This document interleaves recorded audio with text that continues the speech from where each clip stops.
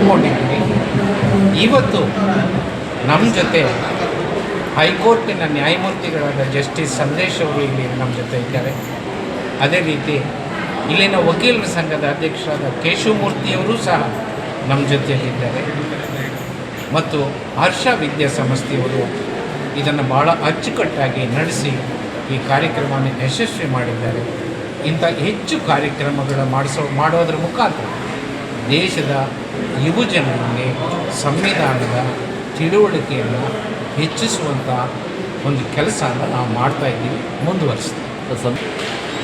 ಇಲ್ಲಿ ಒಂದು ಸ್ಪಷ್ಟತೆ ಮಾಡಬೇಕು.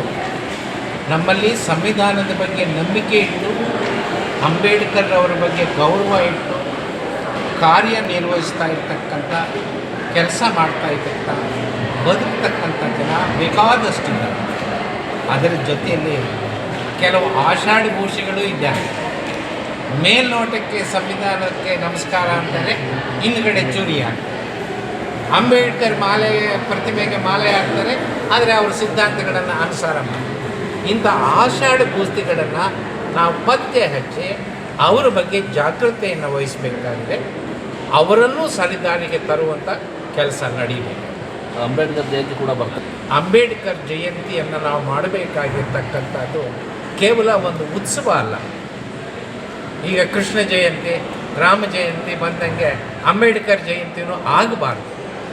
ಅಂಬೇಡ್ಕರು ವಿಚಾರಗಳು ನಮಗೆ ಗೊತ್ತಾಗಬೇಕು ಅಂದರೆ ಸಂವಿಧಾನವನ್ನು ಓದಿದರೆ ಅಂಬೇಡ್ಕರ್ ಓದ್ದಂಗೆ.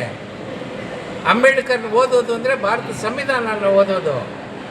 ಅಂಬೇಡ್ಕರ್ ಬಗ್ಗೆ ತಿಳ್ಕೊಳ್ಳೋದು ಅಂದರೆ ಭಾರತ ಸಂವಿಧಾನದ ಬಗ್ಗೆ ನಾವು ತಿಳ್ಕೊಳ್ಳೋದು. ಅಂಬೇಡ್ಕರ್ ಜಯಂತಿಯ ದಿವಸ ನಾವೆಲ್ಲರೂ ಭಾರತದ ಸಂವಿಧಾನದ ಬಗ್ಗೆ ಅರಿವು ಜಾಸ್ತಿ ಮಾಡಿಕೊಂಡು ಅದರಂತೆ ಬದುಕಬೇಕು, ಬಾಳಬೇಕು, ಕೆಲಸ ಮಾಡಬೇಕು ಅಂತಕ್ಕಂಥ ಒಂದು ಪ್ರಮಾಣನ ಸ್ವೀಕಾರ ಮಾಡೋ ದಿವಸ ಆಗಬೇಕು. ಸೊ ಇತ್ತೀಚೆಗೆ ಯುದ್ಧ ಜಗತ್ತಿನಲ್ಲಿ ಶಾಂತಿಯ ಕ್ಷಾಮ ಕಾಡ್ತಾ ಇದೆ. ಯುದ್ಧ ಅಂತಕ್ಕಂಥದ್ದು ಹಿಂಸೆ, ಕ್ರೌರ್ಯ, ನರಮೇಧ,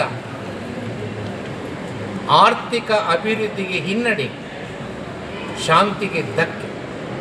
ಹಾಗಾಗಿ ಜಗತ್ತಿನ ಯಾವುದೇ ಮೂಲೆಯಲ್ಲಿ ಯಾರಿಂದಲೇ ಆದರೂ, ಯಾವ ಕಾಲದಲ್ಲಾದರೂ ನಾವೆಲ್ಲ ಯುದ್ಧ ವಿರೋಧಿ ಧ್ವನಿಯನ್ನು ಎತ್ತಬೇಕಾಗ್ತದೆ. ಎರಡನೇದಾಗಿ ಶಾಂತಿಯ ಪರವಾದಂಥ ಚಳುವಳಿಯನ್ನು ಕಟ್ಟಬೇಕಾಗಿದೆ. ಇವತ್ತು ಜಗತ್ತಿನಲ್ಲಿ ಶಾಂತಿ ಸ್ಥಾಪನೆಗೆ ನಮಗೆ ಉಳಿದಿರ್ತಕ್ಕಂಥದ್ದು ಸರ್ಕಾರಗಳಲ್ಲ, ಜನರ ಚಳುವಳಿಗಳು. ಹಾಗಾಗಿ ಇವತ್ತು ಎಲ್ಲ ದುರಂತಕ್ಕೆ ಕಾರಣ ಆಗಿರ್ತಕ್ಕಂಥದ್ದು ಸಾಮ್ರಾಜ್ಯಶಾಹಿಗಳಿಗೆ ನಾವು ಧಿಕ್ಕಾರನ್ನು ಹಾಕಬೇಕಾಗಿದೆ. ಆ ಮನಸ್ಥಿತಿಯನ್ನು ಇಡೀ ಜಗತ್ತಿನ ಜನ, ನಾನು ಅಮೇರಿಕಾ ದೇಶದ ಜನರನ್ನು ಮತ್ತು ಇಸ್ರೇಲ್ ಜನರನ್ನು ಅಭಿನಂದಿಸ್ತೀನಿ. ಯಾಕೆಂದರೆ ಅಲ್ಲಿನ ಯುದ್ಧಕೋರಿ ನೀತಿಯನ್ನು, ಸರ್ವಾಧಿಕಾರಿ ನೀತಿಯನ್ನು, ಸಾಮ್ರಾಜ್ಯಶಾಹಿ ನೀತಿಯನ್ನು ಅಲ್ಲಿನ ಜನರೇ ಬಹಳ ದೊಡ್ಡ ಪ್ರಮಾಣದಲ್ಲಿ ಪ್ರತಿಭಟಿಸಿ ಧ್ವನಿ ಎತ್ತಿದ್ದಾರೆ. ಅವರನ್ನು ನಾವು ಅಭಿನಂದಿಸಬೇಕು, ಅವ್ರ ಜೊತೆ ನಾವು ಸಾಥ್ ನೀಡಬೇಕು. Thank you sir. ಧನ್ಯವಾದ.